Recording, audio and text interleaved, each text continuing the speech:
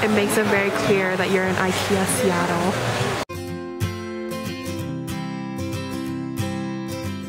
Hi everyone, my name is Leanne and I am so excited that you've chosen to join me in my travels of culinary discovery and more.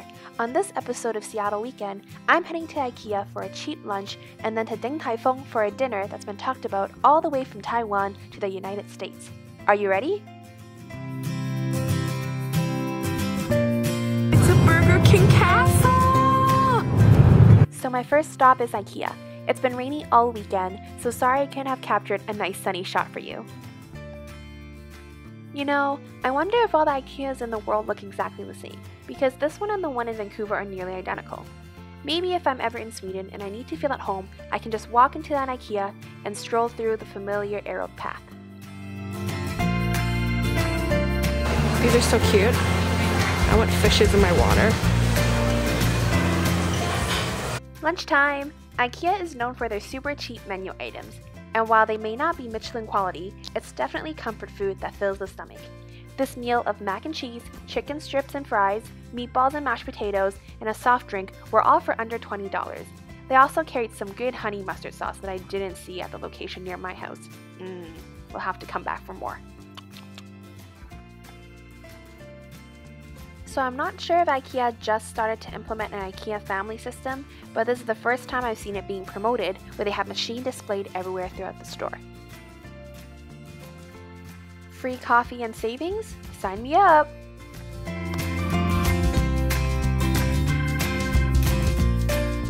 So once you've input all the necessary information into that machine I showed you, this membership card pops out. I thought this was way more efficient than going to a counter and having someone type everything in. So good job, Ikea! Rainy days definitely make time go a lot slower. Another car ride and we're in Bellevue for dinner. Do you even hear and feel the rain outside? Din Tai Fung. I finally made it to the famous Din Tai Fung. You can't make reservations online, so everyone has to line up to put their name down on the wait list. I came around 5:30, and the lineup was already enough to impress and excite me for the food. They've chosen to systemize this process by sending you a text that tells you how long you have to wait. My wait says to wait 60 to 75 minutes. However, there's also an app you can download too. Here's what the app looks like. It shows how many people are ahead of you, and my estimated time was actually 80 minutes. Once you put your name down, they also give you a menu sheet. You'll need it to get to your table after, so don't lose it. Din Tai Fung is known for their dumplings, but they also have a bunch of other stuff on the menu too, like noodles, fries. They even have dessert and bubble tea.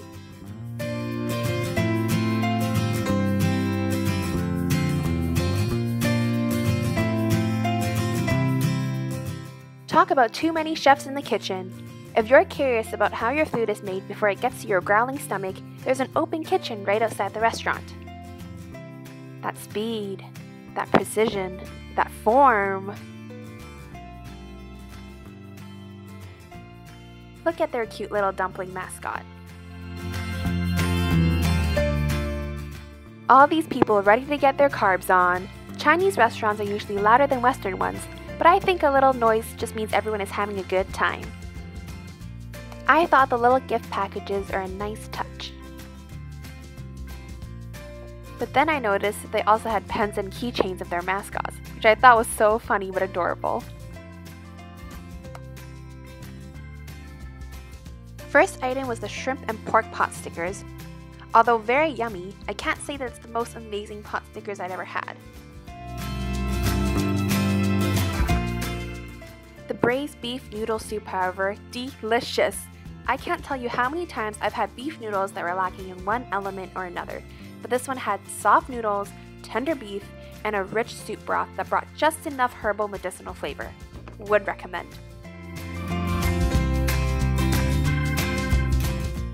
The shrimp and pork wonton with spicy sauce was also another favorite of the night. While the filling was similar to the pot stickers, that chili oil it came in would make anything delicious. No wonder they offer it in a gift package. Our milk tea with pearls and honey milk tea was refreshing, but also just average.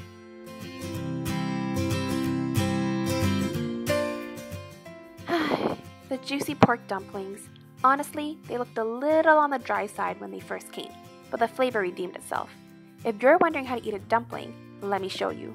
First, you gingerly lift up the dumpling, making sure the skin doesn't break and the juices fall out.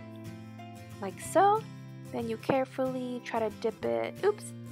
Try not to fall it into the sauce. So what I'm doing is I'm going to take a small bite of it, and then I'm going to try to let the juices fall out into the spoon. That's how the hot juices don't scorch you. Like so. Then with the remainder of your dumpling, you dip it back in the sauce and eat it in one go. Then with the remainder juices, you drink it. But the order of the last two steps don't really matter. Ta-da! I've had a couple of shaved ice back in my day, but this was pretty impressive. I'm having my hand model slowly rotate. And there's a little bit of red bean, and then taro, and that is lychee meat.